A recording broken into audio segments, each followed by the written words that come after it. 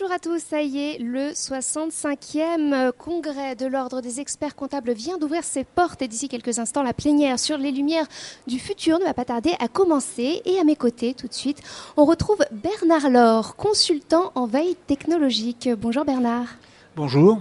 Alors donc, je viens de le dire, vous allez intervenir d'ici quelques instants. Les nouvelles technologies, évidemment, ont un impact important sur les entreprises. À quel point ? Écoutez, la question qui nous est posée est de savoir quel sera l'impact des technologies sur la société au sens large en 2020, c'est-à-dire dans 10 ans. Alors c'est un peu difficile de se projeter, mais enfin on peut dire des choses qui sont à peu près pertinentes. On a choisi d'énoncer une douzaine de prédictions. Parmi celles-ci, la première qui vient à l'esprit est l'évolution très très importante de la société, c'est-à-dire l'apparition de ce qu'on appelle les digital natives, c'est-à-dire nos enfants, enfin mes enfants, moi, qui auront donc une trentaine d'années en 2020 et qui sont tombés dedans quand ils étaient petits, quoi. C'est-à-dire qu'en fait, ils utilisent la technologie naturellement, très intuitivement, alors que leurs parents, notre génération, faisaient de l'informatique, c'est-à-dire essayer de comprendre ce qui se passait, et les grands-parents, eux, la subissaient totalement. Donc on s'attend à des impacts très très importants de la part de ces jeunes lorsqu'ils seront au travail. Ensuite, on sait très bien qu'en 2010, tout sera connecté en permanence, 24 heures sur 24, tout sera connecté. C'est-à-dire que, bien sûr, votre PC, ce qui est votre téléphone mobile, mais il faut savoir que l'iPhone marque une rupture considérable, puisque ce n'est pas vraiment un téléphone mobile. C'est en fait smartphones, ce qu'on appelle des smartphones. Ce qu'on appelle les smartphones. L'iPhone a marqué la rupture, hein, donc maintenant il y a des smartphones. Et un smartphone est en fait un PC qui téléphone, hein, ce qui change beaucoup de choses.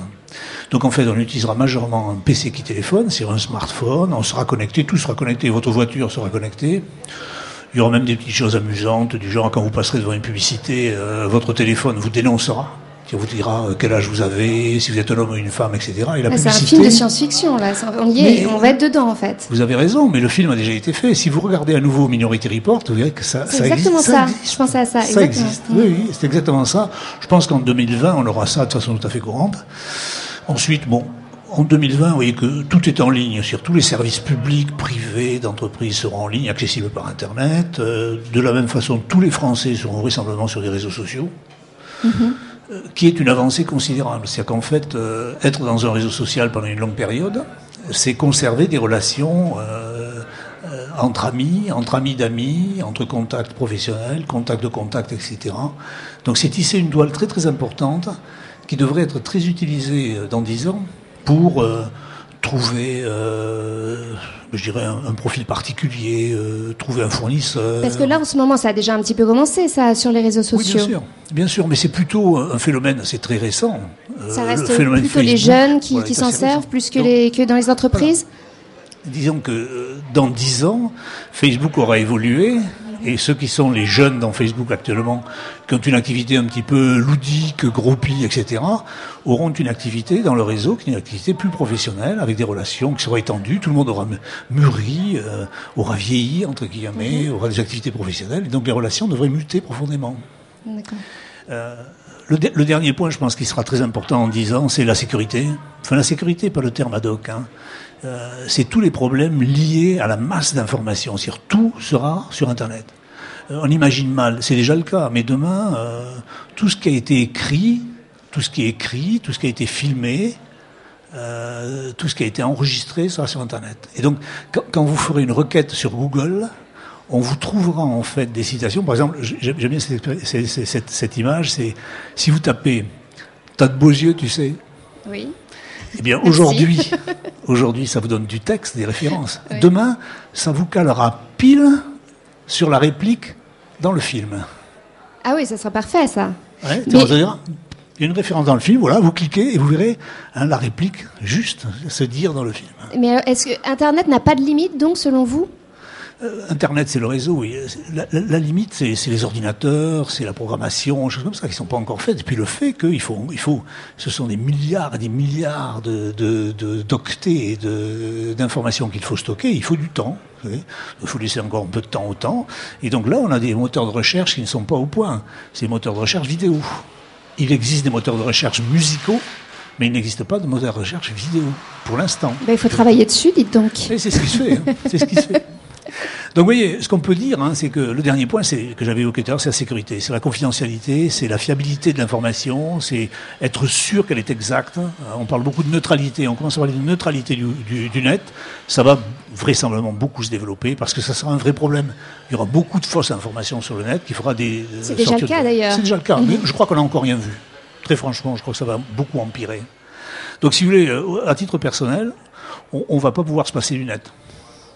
Alors pour les entreprises, c'est un peu différent. Les entreprises, elles, dans 10 ans, elles n'auront plus d'ordinateurs en interne. C'est-à-dire qu'en fait, les gros ordinateurs, les gros serveurs, etc., auront disparu. Alors quoi, chacun vient avec son portable Non, ce seront de très très gros data centers. Et en fait, on achètera de l'énergie informatique, on achète de l'énergie électrique aujourd'hui. C'est-à-dire on ne produira plus son énergie informatique, on louera des gros ordinateurs qui seront d'ailleurs très haut sur l'épaule pour des raisons d'énergie, de refroidissement, etc. Et donc on essaiera de manager les problèmes de ressources énergétiques. Et donc on n'aura plus d'ordinateur. On sera. Le terme existe déjà. On commence à parler de cloud computing, d'informatique dans les nuages. Ouais. Le terme est joli. Il est encore très littéraire. Très politique, mais bon. Très politique et très littéraire, mais. Vous voyez bien, le principe, on sait très bien que ça ira dans ce sens-là. Ensuite, la dématérialisation sera totale. C'est-à-dire qu'en fait, toutes les informations, on ne devrait plus avoir de papier, véritablement. Ou plus, c'est idiot. Beaucoup moins. Et par exemple, lorsque vous passerez à la caisse de votre hypermarché, le ticket de caisse ne vous sera pas remis, véritablement. Il sera envoyé directement dans votre ordinateur à la maison pour tenir votre comptabilité personnelle, sous forme numérique. D'accord, c'est une grosse révolution ça aussi. Oui, non, mais bien sûr. C'est qu'en fait, on tiendra votre budget et donc votre ticket de caisse, le montant sera imputé sur votre facture, vos dépenses alimentaires, par exemple. Oui. Donc, on aura cette espèce d'imbrication très forte. Vous voyez que bien sûr, ça a un impact pour nos amis experts comptables. C'est qu'il est vraisemblable que demain, on dit souvent tout ce qui est automatisable sera automatisé. C'est-à-dire que par exemple, les imputations comptables, une grande partie se fera automatiquement sur les comptes, sans intervention manuelle. C'est-à-dire qu'une facture arrivera par le réseau, elle arrivera dans l'entreprise par le réseau, elle sera imputée immédiatement, sans intervention. Alors qu'aujourd'hui, elle arrive quand même sous forme papier, très souvent on la ressaisit, etc., etc. Et vous pensez que tous les experts comptables vont accueillir ces nouveautés avec envie ou pas? Mais c'est un challenge pour beaucoup de professions, parce que là on parle des experts comptables, mais c'est le nombre de professions qui sont impactées en fait par ce phénomène très évolutif et très important. Ce n'est ni plus ni moins qu'à la fois l'innovation et l'obligation d'évoluer. Donc ils évolueront, et ils ont déjà évolué vers d'autres domaines. Ils feront des bilans carbone, par exemple, qui sera la mode à l'époque. D'autres éléments, vous voyez, c'est que la relation client, dans 10 ans, sera sans doute fondamentale. C'est-à-dire qu'en fait, un client dans une entreprise voudra pouvoir contacter l'entreprise 24 heures sur 24, 7 jours sur 7, avoir un service personnalisé. Et ça va obliger, si vous voulez, au niveau informatique, à faire des développements très très importants, parce que beaucoup d'entreprises ne sont pas véritablement capables. Il est vraisemblable d'ailleurs qu'à certaines heures, ce n'est pas un individu normal qui vous accueillera. C'est un avatar. Ça va devenir problématique quand même. Ça ne retire pas du boulot quand même tout ça ? Ben, c'est le grand problème, c'est de savoir combien ça détruit d'emplois et combien ça en crée véritablement. Mais il est sûr que nous évoluons vers une société de services et que la partie production produit est beaucoup masquée dans cette affaire-là. Il faut espérer. De toute façon, ça créera énormément de tâches de service par ailleurs. Et un des points qui est fondamentaux, et c'est le télétravail et la mobilité. Le télétravail et la mobilité, on n'est qu'au début. Il est vraisemblable qu'en 2020, les gens télétravailleront plus des 2/3 de la semaine. D'accord. Ça aura un impact sur ce qu'on peut appeler les horaires souples. Oui. C'est-à-dire qu'en fait, aujourd'hui, les horaires souples, j'arrive un peu à n'importe quelle heure.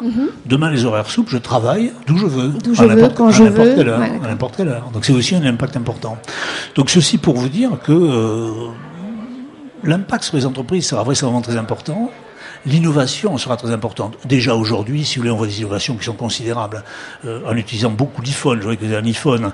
L'iPhone est très utilisé, les smartphones seront très utilisés. Un exemple d'innovation en matière de services. Certaines compagnies d'assurance aujourd'hui vous permettent de déclarer un accident matériel automobile avec votre téléphone. Donc vous êtes à côté de votre voiture accidentée, vous lancez l'application, vous remplissez, donc il y a votre numéro de contrat, vous remplissez, vous donnez les circonstances, vous prenez des photos du lieu, votre téléphone vous géolocalise, donc on sait exactement où le policier produit l'accident, vous validez, vous envoyez la compagnie d'assurance. C'est une forme d'innovation et d'amélioration de la relation avec le client. Donc en fait, d'ici 2020, pour conclure, on a déjà des bribes de chacune des technologies. En fait, il faut les pousser à l'extrême. Elles seront poussées à l'extrême. Voilà. Mais ce qu'on peut dire pour conclure, c'est que pour une entreprise, le système d'information deviendra totalement stratégique. C'est qu'en fait, une entreprise qui n'aura pas un système moderne, performant, innovant, tourné vers les clients, vraisemblablement aura beaucoup de mal à conserver ses parts de marché et certaines entreprises disparaîtront à cause de ça. Ça va être problématique. Mais écoutez, merci beaucoup. Je crois que vous êtes attendu Je vous en prie, Aurélien. Merci beaucoup d'avoir été avec nous. Merci pour votre accueil. Et donc, bon congrès. Merci, au revoir. Au revoir.